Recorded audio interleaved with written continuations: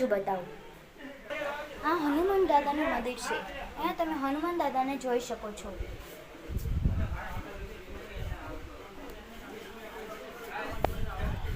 અહીંયા મહાદેવનું પણ મંદિર છે।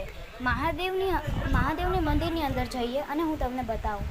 અહીંયા જો થાળ પણ ધરી દીધો છે, કેમ કે થાળનો સમય થઈ ગયો છે।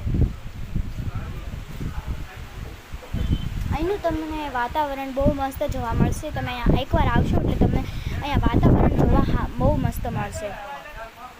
અને આ નંદીના મોઢામાંથી પાણી નીકળતું જ રહે, કોઈ દિવસ આ કૂવા જેવું છે તે ખાલી જ ન થાય।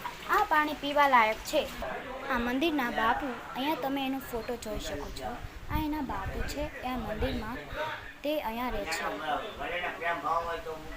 અને અહીંયા તમને એક મોટી ધજા જોવા મળી જશે અને ત્યાં જ ઉપરથી તમને નીચેનું બધું બતાશે। તો ચાલો હવે હું તમને ધજા બતાવું।